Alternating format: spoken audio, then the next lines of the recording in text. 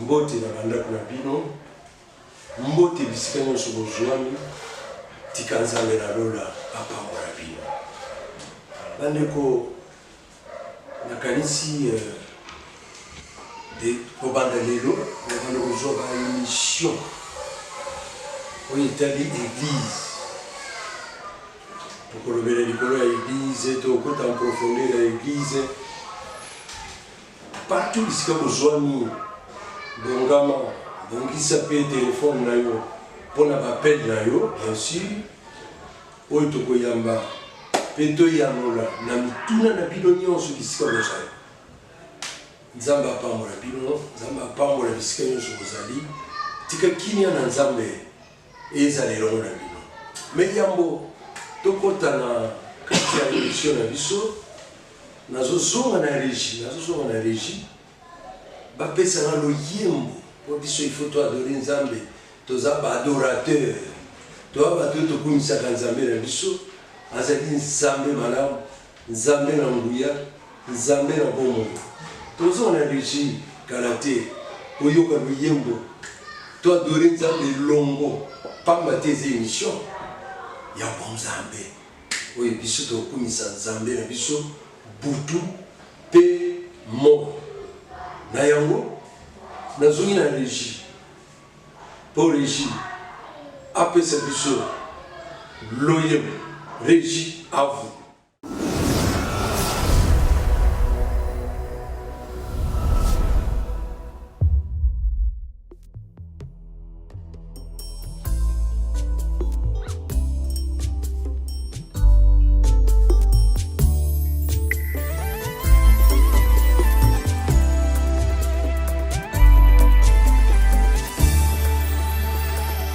Bata babeti na litama ya gauche na pesi ya droite babeti likofie bitumbelongwe ya libanda ekotelingana ndako Yesu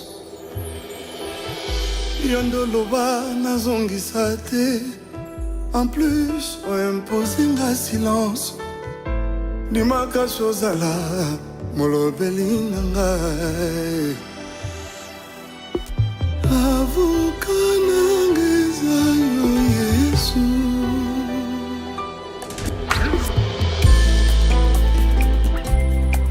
ayese motema nanga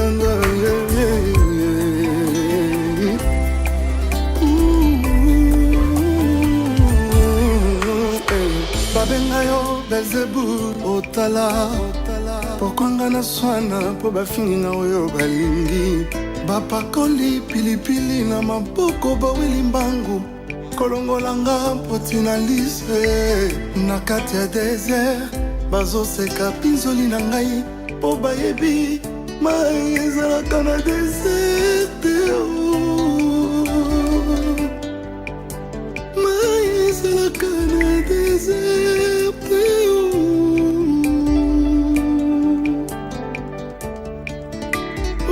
nafukami na beleli yo miso ekosuwa ngai losambo na monoko salanga graso neti ya gare yamonaki liziba kata kopwa mai namela ndambu nasokola miso na ndambu nazomituna mungu na moninine nalobi na ngai Yesu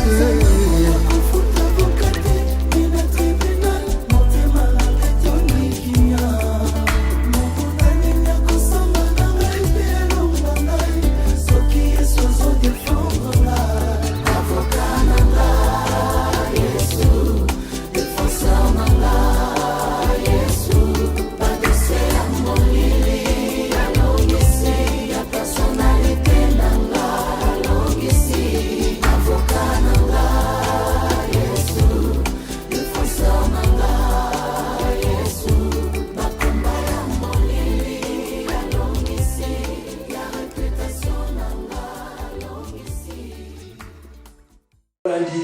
nakanisi touti kolanda luyembo faut comprendre ete Nzambe abongi na lokumu, Nzambe abongi na masanjoli. Lelo naza na invité moko na plateau na ngai. Invité na ngai auti mboka Luanda na Angola. Mais aza Congolais na biso. Ezali nde apôtre Congolo. Yaza ntoma ya solo ntoma na Nzambe yende toko kota na ina muzindo ya mama na likambo na biso ya mokolo ya lelo. Toko lobele likolo ya église Lingomba na Yesu Masia. Bonjour mon apôtre. Bonjour mon bishop. Boni. Na ngolu ya Nzambe toza malamu. Yango topesi Nzambe merci pour nous bakoni biso ngolu. Akokutana pe ko partager na bandeko liloba ya Nzambe. Ngolu ya kokutana pe ko partager na bandeko liloba na Nzambe. Mais na osepela mingi puisque bandeko oyo baza na mboka Rwanda baza kolanda yo. Na lingi opesa bango pe bonjour na monoko na bino ya portugais.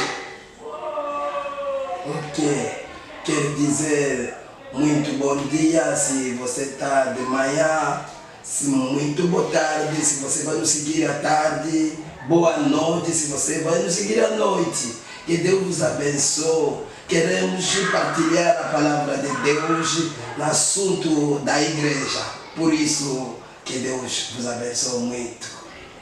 Merci beaucoup apôtre na piété ngani nde esika nazali na koyoka moka na molimo. Na ko moto boye na yoki eloko te mais na molimo na yebike olobi makambo kitoko puisque ozali ntoma na Nzambe.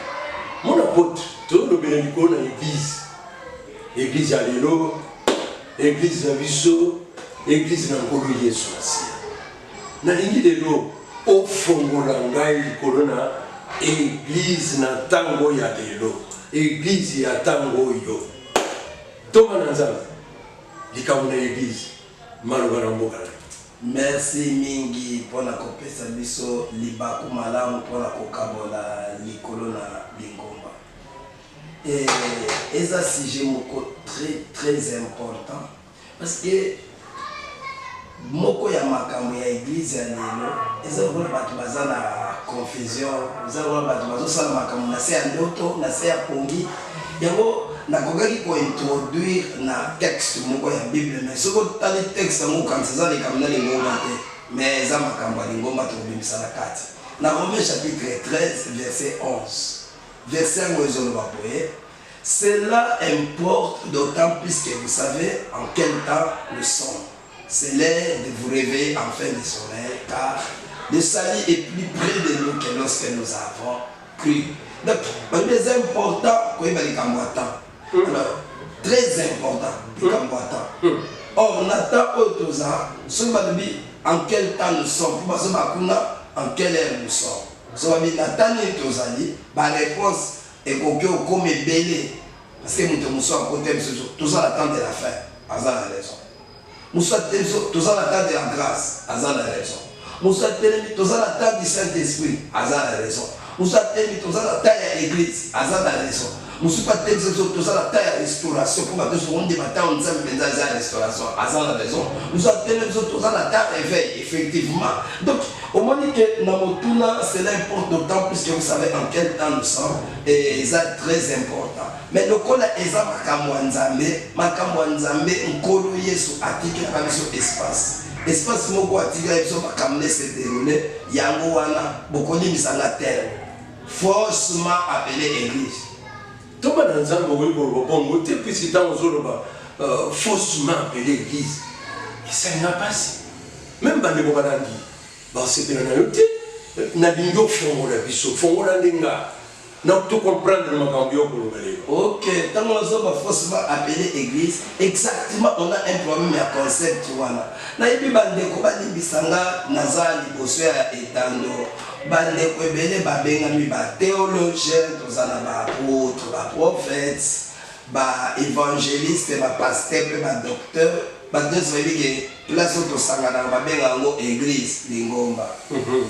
Mpona nini mpo batangaki yango na bible verset wana nalingi natanga yango mpe na koexplike nsima ke yango nalobi forcément appelé église. Tuma na nzambe tika na kata yo makambo okoloba ekopesa kanda ekoningisa bato mitema ya bato ekosepela te boni okoloba bisika tokosambela wana oyo tokendeki tolobi église na biso lingomba na biso yo okoboya yango tokomi na mikolo na suka olingi koloba nini esika wana nalingi naloba boye Matthieu chapitre 16 okozwa no banda ba verset 16 ata ba 19 na Matthieu chapitre 16 okozwa verset 16 ti ba 19 mais okovyo koma place wana onalingi kozoka mauvais sang oyo Yesu azozokisa malobe pa Pierre alobi boye tu es Pierre et sur cette pierre je bâtirai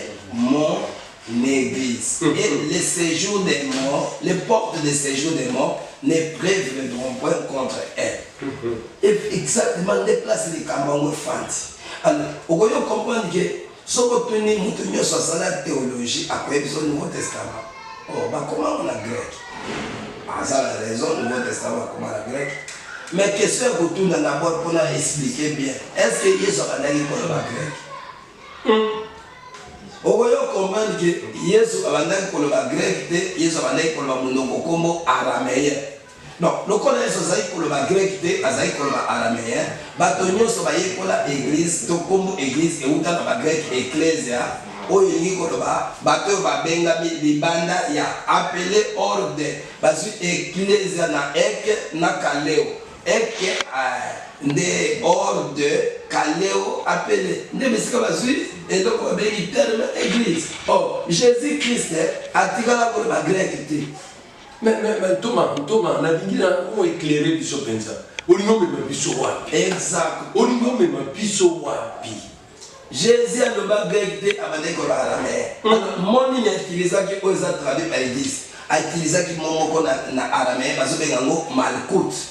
Alors, moi, je suis malcoute qui na Jésus na araméen et ni koloba on a une traduction de biso et ni koloba royaume. Donc, Jésus a dit koloba je bâtirai mon royaume. Voilà de l'eau que Jésus a lobaka. Donc, Jésus a dit je bâtirai mon exactement, Jésus a lobaka je bâtirai mon église. Mais Jésus a dit je bâtirai mon royaume. Parce que terme église est outil dans la grec. Mais terme Jésus a dit le quoi le grec de Yangoto, qui pour ça la recherche, donc pour que Jésus a dit dans araméen, a combattu Malkout, aux Zolongolanini, royaume. Jésus a dit à Kotonga royaume, Yango pesa qui n'a Simon Pierre, ma clé à royaume. Pour les deux, on va pesa ma clé à l'église. Nous sommes dans Zambé, c'est dans la Katayo. Et que ça la passe. Bandegona ya Brazzaville, bakolobe kopesa bomo. Et kopesa bomo. Pesa likambo ya bokambo. Comment yokoboya likambo etali église na makambo na bino ba hébreu, ba grec, ba nini. Mais beaucoup bongisa peuple de Dieu. Ntoma na Nzambe fongola nga biloko penza, fongola penza. Bisoto nyonso tovanda. Tonito yokayo. Loba. Oya ko comprendre que ndenge nazoloba. Bon, eza église te o Yesu lobaki eza royaume. Nalingi vraiment nalala mingi kuna te, mais nalingi nabenga quelques textes pour ememela biso lumière, bato baya comprendre que Jésus azali koloba ikola royaume. Exemple moko ka facile oyo ko débat. Depuis Jésus a se kwaka, asala 40 jours na ba apôtre, yoka Bible. Azali ko s'entretenir dans bango sur le royaume de Dieu. Alors, ce que yoki azali ko s'entretenir dans bango sur le royaume de Dieu, yoka sur le royaume de Dieu, l'homme. Alors, c'est entretenir bango na musala o bango ba kotika na kobanda o biso de benga lingomba. Nzoka nde discours nyonso o Yesu tsela bango ko entretenir bango eza autour ya lingomba o biso de lingomba. Yango basalaki après résurrection, asalaki 40 jours, azako s'entretenir bango sur le royaume de Dieu. Quel royaume de Dieu? Église. Royaume de Dieu, église. Yango wana nde église. Ntoma na Nzambe na lingomba ya masoi. Omela mwa mai. Okitsa mwa motema pamba te tokoki kokende boye te bapesa biso loyembo ya mwesunga biso potokota na mosindo po makambo koloba ntoma okoboma se koboma makambo yo koloba na makambo ya bahébreu na bino na bagrec na banani soki balatin soki makambo nini bokoboma lingomba na Yesu Masiya. Régi bopesa luyembo bandeko, bopesa luyembo.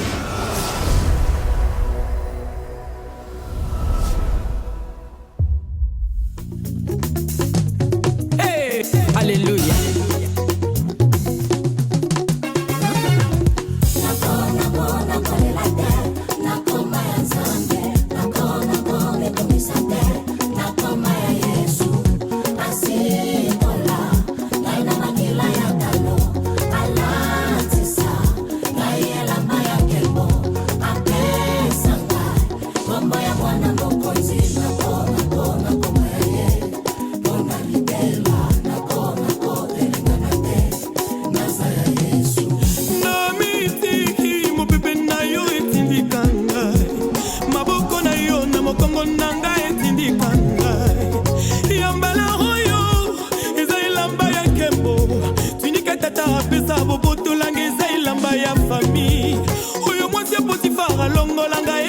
Ya bango oya misato ezalaki elamba ya prison yamba na oyo nalati elamba ya pale oyo Yesu apesi ngai nani abotola yango ebongo oyo apimeli ngai nani apesa ngai yango ngai na mitungisa te Yesu nde mopesi miso na ngai betabeta te nasa ya Yesu nayo nakoma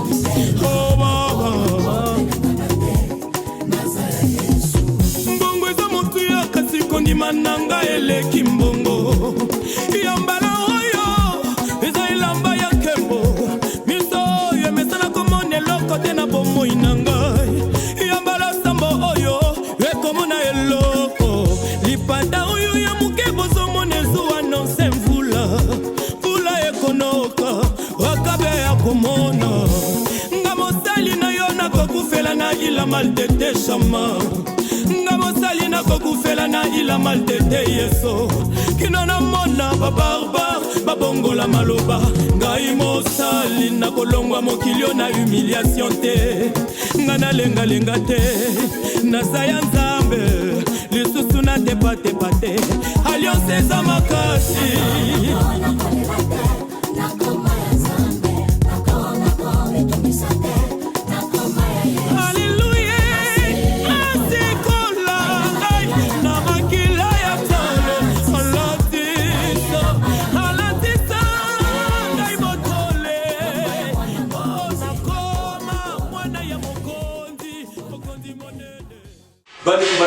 On comprend ce que l'homme mbongo azamo yembi. Mwana mwasi oyo na ebite. Banzembo na ye tout droit na motema. C'est l'homme. Bipa yo za etika nzamba pambo na yo. Deko na ngai na lingi ko zonge pantoma na Nzambe afongola biso biloko. Nazana besoin biloko. Ntoma. Fongola ngai. Atika sikatolo ndeko moko Nzambe apambola na Nouveau Testament comme apôtre Paul mokolo ya bongola motema ezalaka boye na nzela ya Damasa sokende pona ko to tire lingomba to konyokola lingomba ndenge ya mesalaki azwaki mbata ya Yesu akwei ayoki mongongo bazo bane Saul pona nini ozonyokola ngai sikota mwe Saul poni nyokola ngai ya bibo yo nani ona ko nyokola abeza ninga Yesu Kristo na Nazareth ndeozo nyokola alors tangu ya koli na bonzambe ndeli abandi ko expliquer que lingomba otomba lingomba la koyela ngo ya dabi yangeza nzoto na Yesu aza mutu ya lingomba accompagne que nazako nyokola lingomba mais yesu alobi mpo na nini ozonyokola ngai c'est que na lingomba na yesu eza mpe mutu moko sikoyo yoka nazonga na Luc 17 verset 20 yesu alobi boye le royaume de Dieu est au milieu de vous et le royaume de Dieu ne vient pas de manière à frapper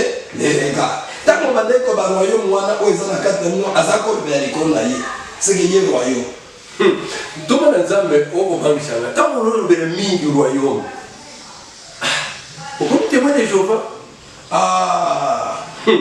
Exactement, témoin de Jéhovah lobelaka Jésus-Christ était yoki te témoin de Jéhovah bango balobelaka Jéhovah oyo sokolingi luka bango na Ancien Testament na Esaïe mais biso tokolobela Jésus-Christ oyo na koloba témoin de Jéhovah lobelaki te mais attention toza na problème moko biso soki tobwaki moto mpo tomonaki na bokobunga moko na erreur moko ata aza na makambo ya kitoko biso mpe tozwi na makambo ya kitoko nde tosala nini tobwaki nyonso ndenge otouche témoin de Jéhovah bishop tika na elisa batémoin de Jéhovah babenga bisika basanganaka nini salle du royaume batémoin de Jéhovah wana oyo lo babengaka place basanganaka salle du royaume mais biso bato ya molimo oyoka biso place tosanganaka lingomba mais batémoin de Jéhovah baza révélé koleka bato ya molimo mpo bango bayebi ke bisika basanganaka salle ya royaume biso eza lingomba ntoma kosalanga boye te ozongisi biso na témoin de Jéhovah te eza témoin de Jéhovah te nde vérité yango tozoluka ezala étale mpe ezala établi kasi fongola biso yango wana na bandai koloba lingomba eza nzoto na Yesu soki Yesu alobaki aza royaume seke lingomba nde eza royaume alobi je bâtirai mon royaume tika l'explique ndenge nini bakotaka kuna Colossiens chapitre 1 verset 13 Bible ezoloba Colossiens 1 13 Bible ezoloba c'est lui qui nous a délivrés de la puissance des ténèbres, nous a transportés dans le royaume de son Fils bien-aimé. Parce que le tata nzambe. Oh, na lingomba mokota koya epa Yesu soki tata abeli ete. So tata salaka nini? Adelivaka batu na mokili esika Satan aza roi. Bona no bandenge mususu esika Satan aza nzambe. Bible nanga bengi nzambe Satan abomi nzambe na royaume moko boye donc 1 Jean 5 disait papa boyebi te mokili mobimba eza na se ya domination ya Satan c'est que Satan za roi soki yo ndimeli Yesu roi tata nzambe asalini adélivre yo na mokili yo Satan za roi alongoli yo aye komema na royaume ya Yesu Kristo oyo tozoloba lingomba aye no na royaume siko soko côté na royaume Satan a sous la pouvoir a sous la droite ya ko influencer négativement ya ko dominer ya ko régner le kona ba tebele na biso na Congo solo bana biso na Kisasa bazana kati ya lingomba ba kolela bana lingomba ba konyokwa bana lingomba ba ko bela bela bana lingomba ba ko tungisa pona nini parce que ba kota na royaume te ya Christ bango babengaka nzambe kuna na royaume Satan nzambe sunga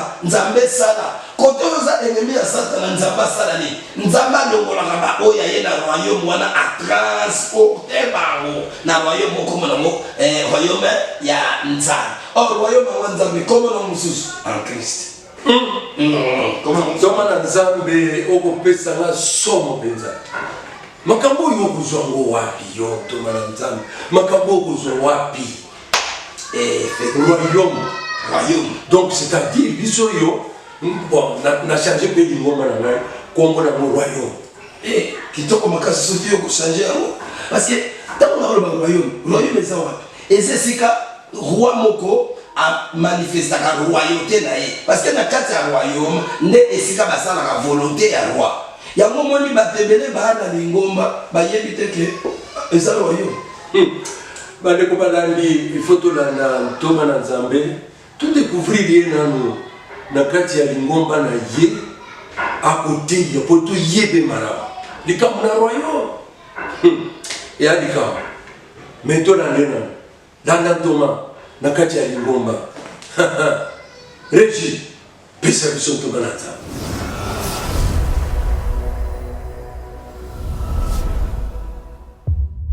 Bien.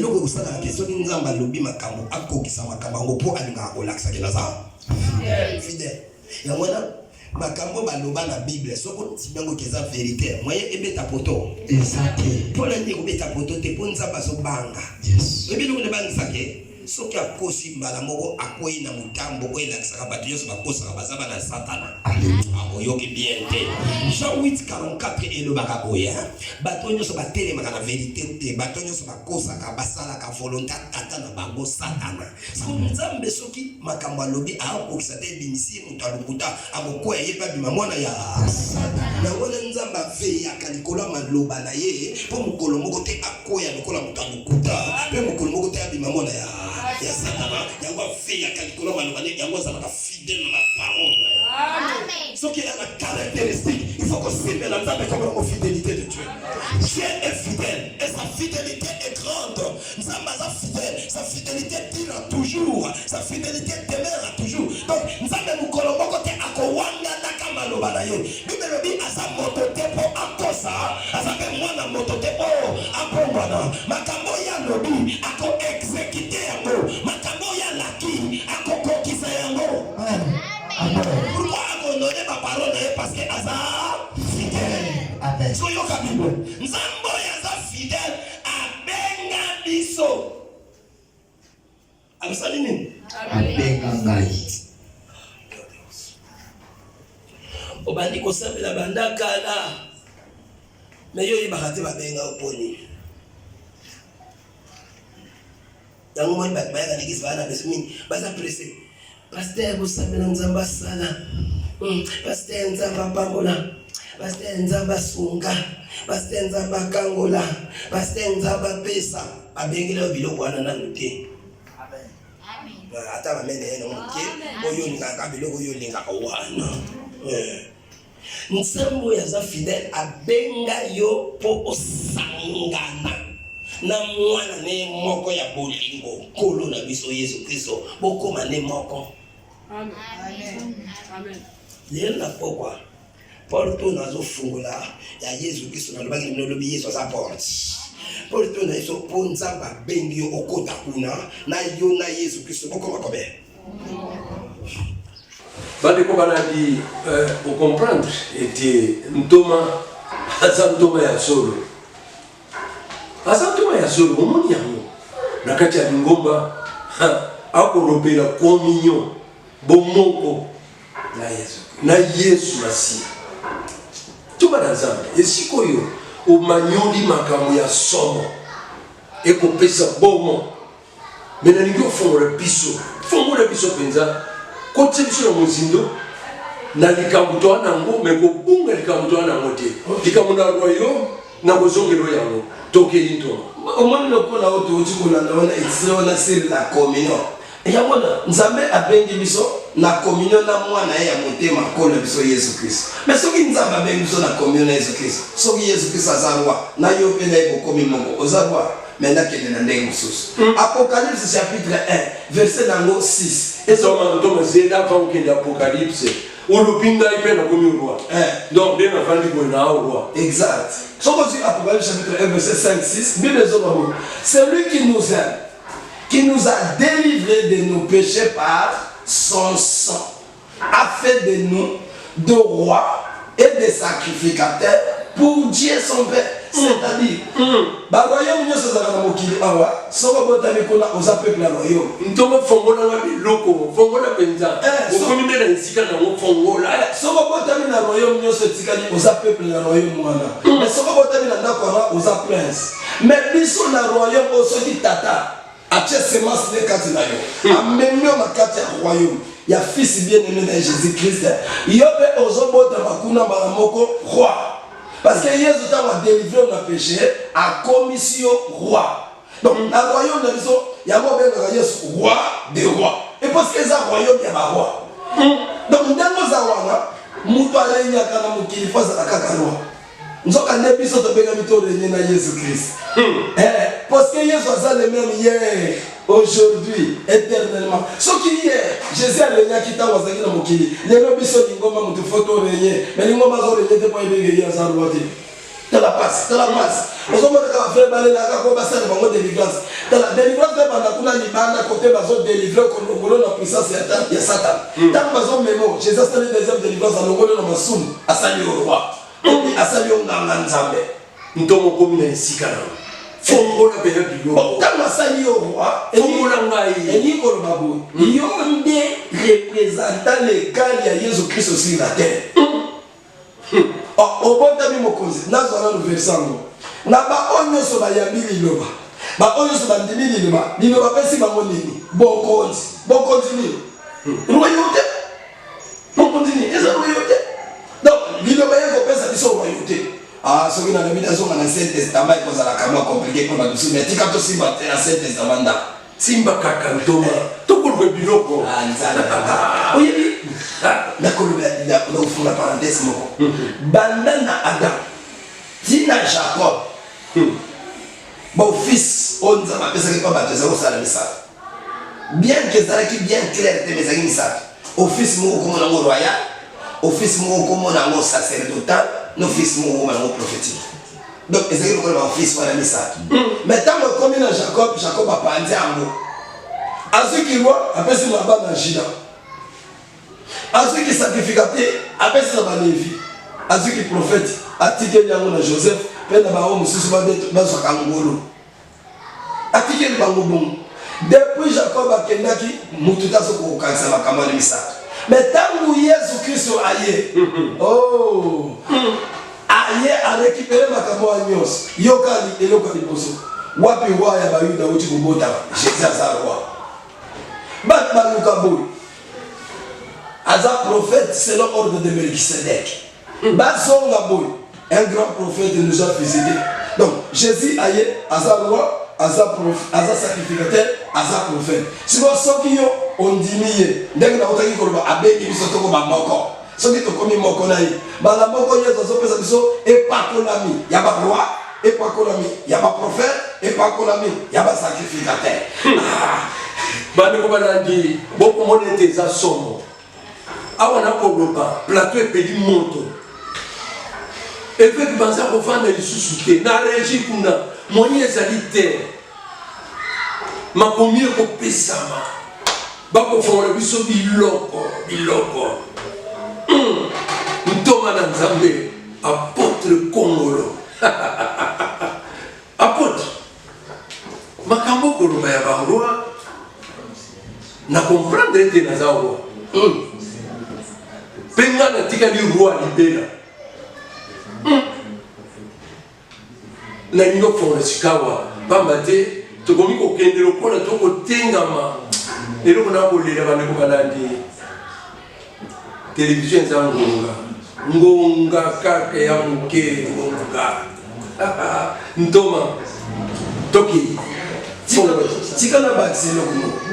Soki Yesu asombi biso a délivré biso na péché na makila na ye kwa linga biso asali biso ba roi oyebi ke roi ni oso na territoire na ye ifale parce que la Bible roi ya Maroc territoire de Maroc roi ya Espagne territoire d'Espagne reine ya Angleterre territoire ni Angleterre siko na kati ya ngomba ngomba bazambrier lokola yebite baza ba roi au monde pe yango pe ba yebi ba territoire nzamba chela bango ba renyete moto moko te nzambe atinda ye na mokili pona konyoka siko soki obotami ya malami bale obotami na nzambe obotami na molimo obotami ya sika obotami ya malami bale seke obotami na lola nde bakamati bapesi yo bokonzi alors tant bapesi yo bokonzi oza na territoire nofo o régner so oboni lelo bato bakosambela mingi bakosambela nzambe sunga nzambe sala nzambe boyi me bakolela po bamemaki bango te basosolaki baza kozali bomba te baza bato bayo wa moko te yo soloki ata mboka ya moke tozwi exemple o mboka moko ya moke bamboka nyonso yebi o baburundi barwanda bamboka moke yo solo ni président na bango aza mo omona président bazonyokona omona ye aza kolela pasi makambo yo kofunga ata mboka ya pesa biso nano etando oyo biso tokorenye exactement olobi lokolo olobi te fongola ngai moto nyonso korégner na domaine oyo batindela mokili. Yoka faisait de 10.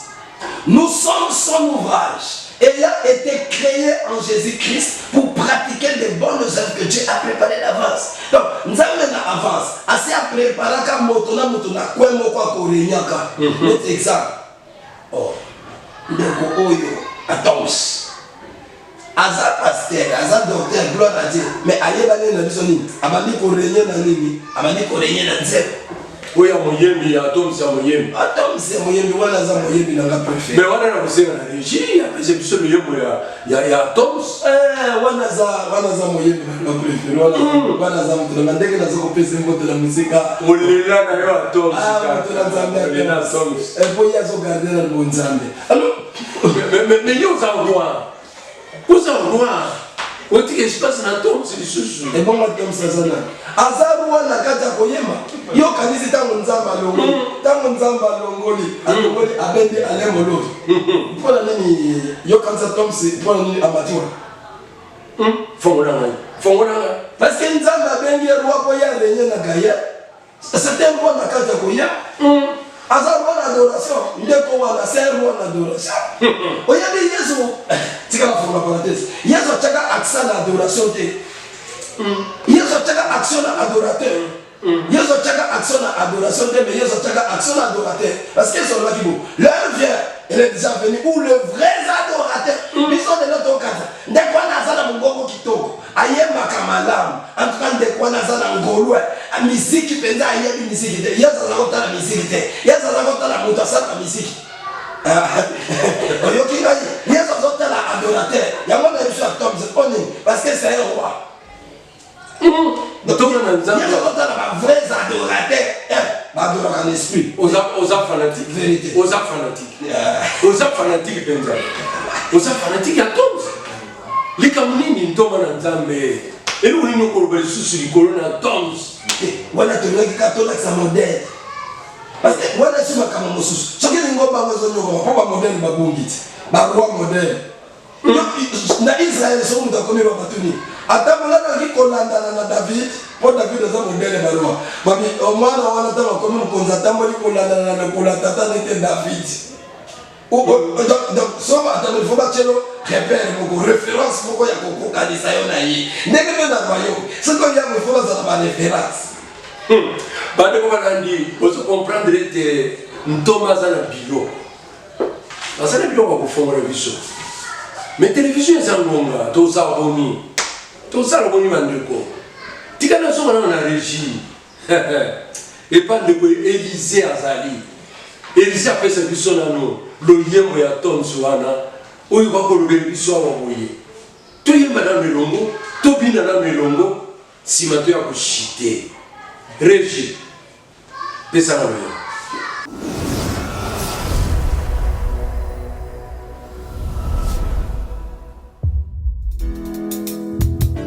Tout est grâce, na oyo sonza basali la bato na mokili. Tout est grâce. Jamais moto ya wutan Adam a mérita eloko. Tout est grâce. Valeur a oyo nzamba sala esoma makate na mbongo. Tout est grâce. Afungole na biso, ekuke kino na kembo. Tout est grâce. Ata eloko ya ofele esengaka critère. Tout est grâce. Sokozi invitation à mon konzo la telamba ya fêtier. Tout est grâce.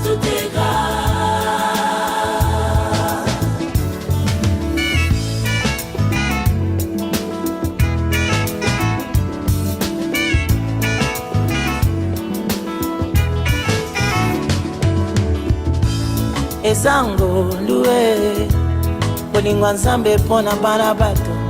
Ezango loué, makambo Yesu asala pona biso. Ezango loué, kokoma mwana na nzambe. Ezango loué, oyo Yesu asala nekulusu.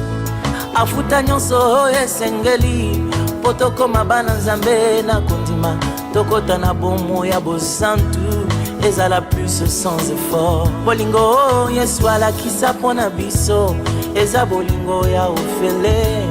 Biso nyonso basantu toyemba, toganga ya ofele. Bolingo bolingo eza molamu na nzambe eza mawa na nzambe eza molamu na Yesu eza esengi makasi te o mawa na nzambe eza koma mosantu eza kokota na sande sa bolingo eza bolingo ya nzambe eza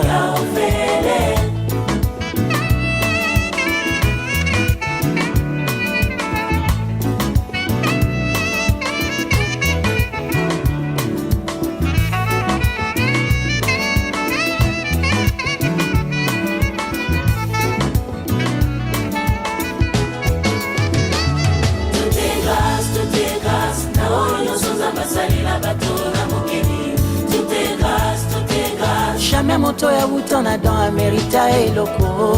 Tout est grâce, tout est grâce. Valeur a oyo nzamba sala esomamaka te na mbongo. Tout est grâce. Afungole la biso ekuke kino na kemo. Tout est grâce. Ata eloko ya ofele esengaka critère. Tout est grâce. Sokozi invitation à mokonzi olatelamba ya fetie. Tout est grâce. Oyo akumaka biso mingi na trône na nzambe tana loyembo boyoki tout est grâce nyonso ezaka ngolu ete ya boye ezaka ngolu na ntoma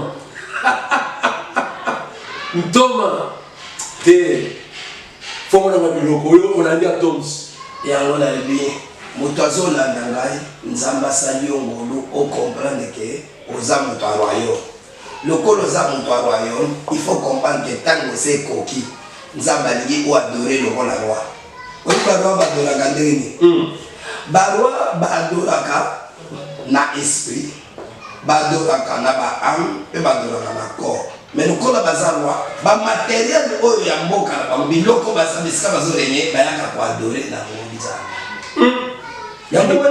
biloko nini ntoma biloko nini materiel oyo ya bango nyonso baza nango yango koyoka bato lokola baabraham bato bele bayebi te kazalaka roi abraham azalaka roi tata abraham akomi susu roi bato bele batizala koyeba azalaki roi yo soki ozwi lisolo akutanaki na melkisedek wana yo ozotala te roi ya sodom roi ya salem bayekutana roi abraham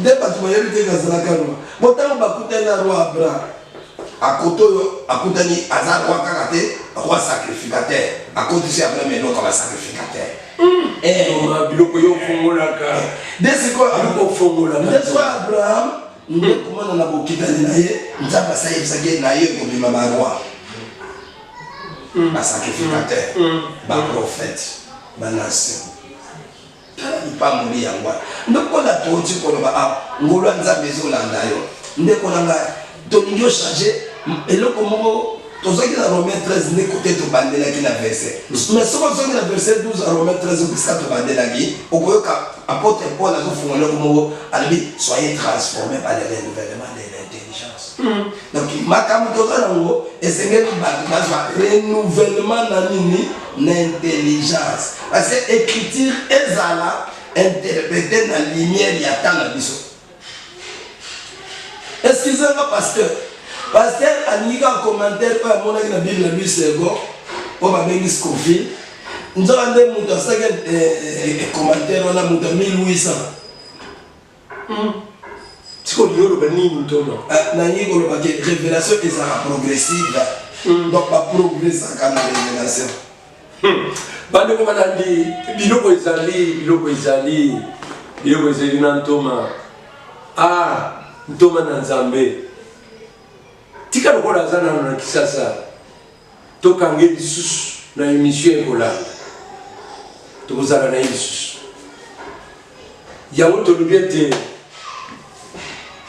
tosukisi émission na biso nayebi ke bozolela bokolela me mosusu ekoya tika nzambe nanola apambola bino na mayebilo boyoki ntoma na nzambe liloba ya suka mpo na émission ya lelo olobi boye tolobi ntango ese ekoki yesu apakolaki biso mafuta ya baroi ya baprophète mpe basacrificateur nasambeli nzambe moto oyo alandi biso ayebaka aza roi mafuta baroi ekitela e mafuta baroi ememona adoration na niveau ya baroi nzambe apambola biso andeko nanga na Angola muito obrigado que Deus vous abençoe muito mpe oyo nyonso que Dieu vous bénisse nous sommes avec vous que la grâce soit répandue sur tout un chacun de vous. Zamba pambola bino ngolwe kiteliko na bino ndeko kanandi na régie tozalaki na ndeko Élysée baza équipe munene na tanga Élysée na contrôle ya masolo ne to vande tozalaki na